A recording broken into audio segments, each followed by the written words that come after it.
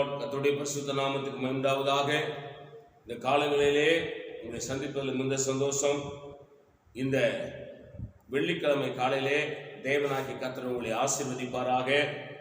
இந்த 9ஆம் தேதி இந்த இரவு நம்முடைய பூவாளூர் டிரினிட்டி பூர்ண சுவிசேஷ சபையிலே நமக்கு முழு இரவு ஜெபம் இருக்கிறது.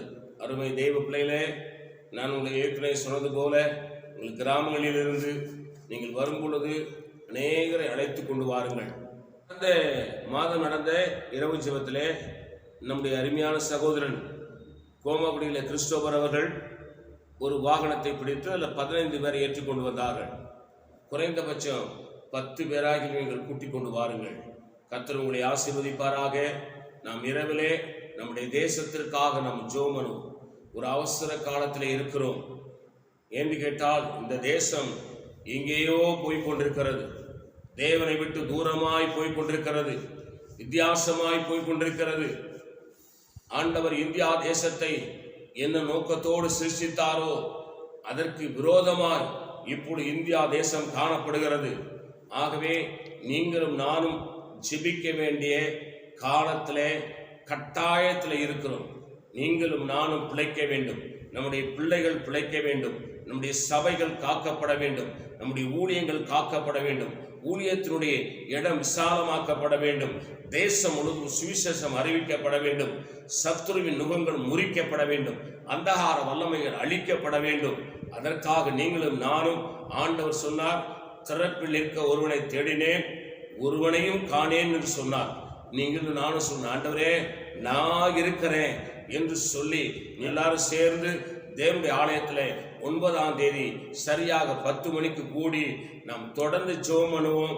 தேசத்திலே பெரிய மாற்றத்தையும் மறுமலர்ச்சியும் ஆண்டவராகிய கர்த்தர் கொண்டு வருவார். கர்த்தர் உங்களை ஆசீர்வதிப்பாராக. இந்த நாளுடைய ஆசீர்வாதத்துக்காக ஒரு வேதவசனம் தியானிப்போம். அது ஆதியாகமத்தின் புஸ்தகம் 28ஆம் அதிகாரம் 15ஆம் வசனம். நான் உன்னோடு இருந்து நீ போகிற இடமெல்லாம் உன்னை காத்து இந்த தேசத்துக்கு உன்னை திருப்பி வர பண்ணுவேன். நான் உனக்கு சொன்னதை செய்யும் அளவும் உன்னை கைவிடுவதில்லை என்றார். அல்லேலூயா. ஆண்டவராகிய கர்த்தர் இங்கே யாக்கோபுக்கு இந்த வசனத்தை சொல்றார். என்ன சொல்றாரு? நான் உன்னோடு இருந்து நீ போகிற இடமெல்லாம் உன்னை காத்து இந்த தேசத்துக்கு திரும்பி வர பண்ணுவேன். நான் உனக்கு சொன்னதை செய்யும் அளவு உன்னை கைவிடுவதில்லை. தகப்பன் வீட்டை விட்டு மாமன் வீட்டுக்கு ஓடி வருகிறான். ஓடி வரும் பொழுது கர்த்தர் அவனுக்கு சொல்றாரு, நீ அங்கே இருக்க மாட்டப்பா, நான் திரும்ப உன் தகப்பன் வீட்டுக்கே திரும்ப கொண்டு வருவேன் என்று சொல்லி, நான் உனக்கு சொன்னதை செய்யும் அளவும் நான் உன்னை கைவிடுவதில்லை என்றார்.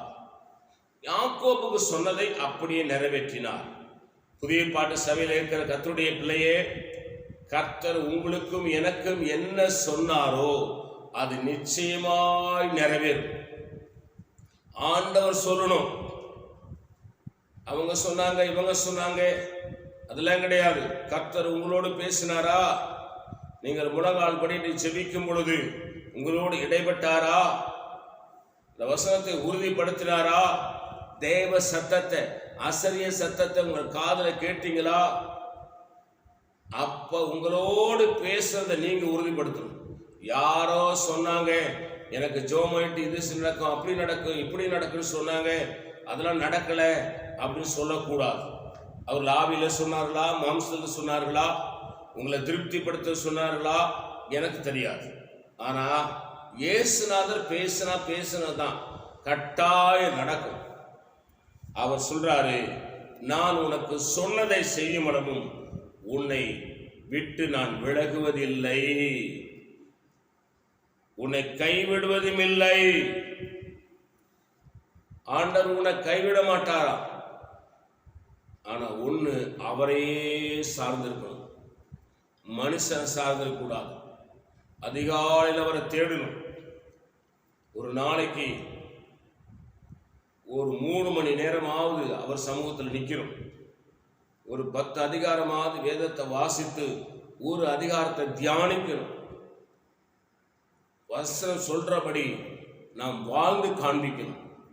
வசனம் சொல்றபடி நாம் வசனத்தை கீழ்ப்படியணும். அப்ப அவர் நமக்கு சொன்னதை அப்படியே நிறைவேற்றுவார். நான் உங்களுக்காக செபிக்கிறேன். பரிசுத்த பிதாவே, நீ எங்களோடு என்னோடு பேசுகிற நல்ல வார்த்தைகளுக்காக ஸ்தோத்திரம். யாக்கோபு ஆண்டவரே, அவனுக்கு சொன்னதை நீ செஞ்சீங்கப்பா.